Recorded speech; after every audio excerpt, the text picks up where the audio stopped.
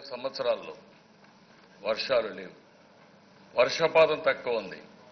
కానీ ఈ ప్రభుత్వం అవలంబించిన విధానాల వల్ల వర్షపాతాన్ని కూడా అధిగమించి రైతులు నిలదొక్కున్నట్టుగా చేయగలిగాం అధ్యక్ష. దానికి కారణం వారం సోమవారం నీరు ప్రగతి పెట్టుకున్నాం. అదే సమయంలో ఎక్కడికక్కడ భూగర్భ జలాలు పెంచడానికి వర్షపు నీరుని ఉపయోగించుకున్నాం. ఇంకొక పక్కన అన్ని ప్రాజెక్టులు పూర్తి చేశాం. ఇంకొక పక్కన మీరు ఒకసారి చూస్తే అధ్యక్ష, నదుల అనుసంధానం తిరుపతి మీటింగ్లో ప్రధానమంత్రి చెప్పాడు. ఆ రోజు వాజ్పేయి గారు తలపెట్టారు, నదుల అనుసంధానం చేస్తామని చెప్పి చేయలేకపోతే గోదావరి కృష్ణ 2 నదుల అనుసంధానం చేసిన ఏకైక ప్రభుత్వం బడ్జెట్ నిధుల ద్వారా ఈ ప్రభుత్వం. ఎందుకు మీరు చేయలేకపోయారని అడుగుతున్నా. ఈరోజు రైతులకు ఈ దుస్థితి ఎందుకు వచ్చిందని అడుగుతున్నా. ప్రభుత్వం యొక్క చేతగానితనంతో వచ్చింది, ఇబ్బంది పడే పరిస్థితికి వచ్చారు.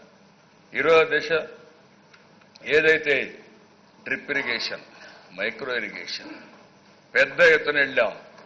ఈరోజు మీరు ఒకసారి చూస్తే ఎక్కడ కూడా ఎవ్వరూ చేయనంత పెద్ద ఎత్తున ఈరోజు మైక్రో ఇరిగేషన్కి వెళ్ళాం.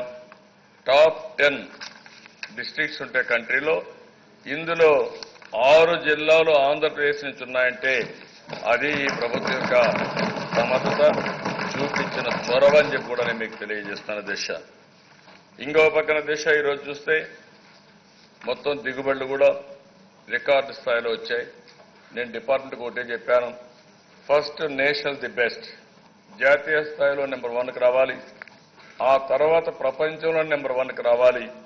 ఇప్పటికే మొక్కజొన్న అయితే మొక్కజొన్న రికార్డు స్థాయిలో మనమే ముందున్నాం. వరిలో కూడా 2వ స్థానంలో ఉన్నాం. రాబోయే రోజుల్లో ఏది తీసుకున్న వ్యవసాయ ఉత్పత్తుల్లో నెంబర్ 1 ఆంధ్రప్రదేశ్ ఉంటుందని చెప్పి కూడా నేను మీకు తెలియజేస్తున్నాను. ఇంకో పక్కన దిశ ఈరోజు భూసార పరీక్షలు 103.35 లక్షల భూసార పరీక్ష కార్డులను ఇచ్చాం. ఇంకొక పక్కన 100% సబ్సిడీ సూక్ష్మ పోషకాలు పంపిణీ చేశాం. 250 కోట్లు ఖర్చు పెట్టాం. 3 లక్షల మెట్రిక్ టన్నులు సరఫరా చేశాం. దీనివల్ల 8 నుంచి 15% వ్యవసాయంలో దిగుబడి పెరిగింది దిశ. కౌలు రైతులు దేశంలో ఎక్కడ రాలేదు.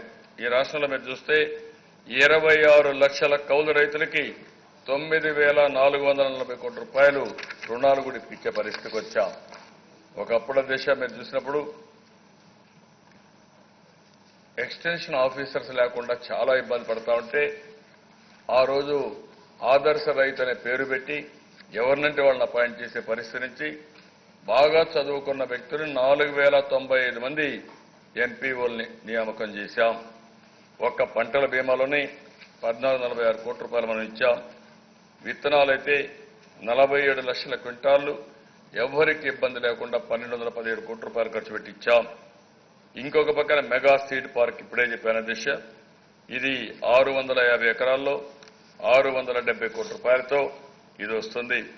అయోవా స్టేట్ యూనివర్సిటీ భాగస్వామ్యంతో కర్నూలులో తంగడెంచులో ఈ ప్రాజెక్టు తొందరనే వస్తుంది. ఇంకో పక్కన దిశ పెద్ద ఎత్తున వ్యవసాయ అనుబంధ పరిశ్రమల కోసం ముందుకు పోతున్నాం. 6,275 కోట్లు ఇప్పుడు పెట్టుబడులు వచ్చాయి. 60,000 మందికి ఉపాధి వచ్చింది. ఇంకొక పక్కన 630 అవగాహన ఒప్పందాలు చేసుకున్నాం. 202 పరిశ్రమల ఉత్పత్తి కూడా ప్రారంభమైంది. ఇంకా 125 డిఫరెంట్ స్టేజెస్లో ఉన్నాయి. ఇది కాకుండా దేశ గవర్నమెంట్ ఆఫ్ ఇండియా పూర్తిగా అన్యాయం చేస్తే నిన్న కూడా మంత్రి గారు ఢిల్లీకి పోయి వచ్చారు. ధాన్యం తడిచిపోయింది. ప్రతి ఒక్క సంవత్సరం ఇచ్చేవాడు. ఈ సంవత్సరం మేము అడిగాం, ఇవ్వకుండా కావాలని అడ్డం పెడితే నేను మంత్రిని కూడా పోయి రమ్మన్న దిశ నేను అడుగుతున్నాను. తుఫాన్ వచ్చి తిత్లీ వచ్చింది, పెతాన్ వచ్చింది, పైతాన్ వచ్చింది. వచ్చినప్పుడు మీకు బాధ్యత లేదా అని అడుగుతున్నాను. అందుకే నిన్న అమిత్ షా పలాసాకి వెళితే కుర్చీలు వెలవెలబోయినాయంటే ప్రజలకు ఎంత కోపం ఉందో ఈ ప్రభుత్వం పైన మీరు అర్థం చేసుకోవాల్సిన అవసరం ఉంది. ఇలాంటిది ఈరోజు నేను అడుగుతున్నాను, ఎందుకు ఇవ్వరు మాకని అడుగుతున్నాను. ఇది మీ సొంతం కాదు, ఇది ఒక ప్రభుత్వం. మేము కూడా పనులు కడుతున్నాం. మొన్న పోతే నేను మంత్రిని మళ్ళా ఎదురమ్మన్నాను ఢిల్లీకి. రిజిస్టర్ చేయాలని చెప్పాను. మీరు ఇవ్వకపోయినా 200 రూపాయలు తగ్గించి మొత్తం ధాన్యం కొనుగోలు చేసే బాధ్యత ఈ ప్రభుత్వం తీసుకున్నాం. అది మాకు రైతుల మీద ఉండే అభిమానం, ఇది మీకు రైతుల పట్ల ఉండే వివక్షత. ఆ విషయం మీరు గుర్తుపెట్టుకోవాల్సిన అవసరం ఉంది. ఇన్పుట్ సబ్సిడీ దిశ 45 లక్షల మందికి రైతులకు ఇచ్చాం. 3,500 కోట్లు ఇచ్చాం. వరి, చెరుకు, పత్తి, వేరుశెనగ, పొగాకు హెక్టార్కి 10,000 నుంచి 15,000 రూపాయలు పెంచాం. తిత్లీ, పెతాయి తుఫాన్లో దెబ్బతిన్న వరికి 20,000 రూపాయలు ఇచ్చాం. మొక్కజొన్నకు 12,500 రూపాయలు, పప్పు ధాన్యాలు పొద్దురుడి 10,000 రూపాయలు ఇచ్చాం. ఇంకో పక్కన దిశ వ్యవసాయ యంత్రీకరణ పెద్ద ఎత్తున వెళ్ళాం.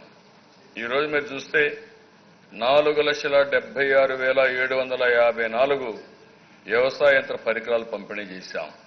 ట్రాక్టర్లు కానీ, రోటోవేటర్లు కానీ ఇలాంటివన్నీ చేశాం. ఇది 4.5 ఏళ్లలో 1,277 కోట్ల రూపాయలు ఖర్చు పెట్టాం. దేశంలో ఎస్సీ ఎస్టీలకైతే 70% సబ్సిడీ పెంచాం. యంత్రీకరణకు రుణాలు ఇస్తున్న ఏకైక ప్రభుత్వం ఆంధ్రప్రదేశ్ ప్రభుత్వం. 5 లక్షల రిమోట్ ఆపరేటర్ ఉచిత విద్యుత్ పంప్ సెట్లు ఇచ్చాం. రైతు రథం కింద 2 లక్షల నుంచి 2,50,000 వరకు సబ్సిడీ ఇస్తున్నాం. పోయిన సంవత్సరం అయితే 12,217 ట్రాక్టర్లు పంపిణీ చేశాం.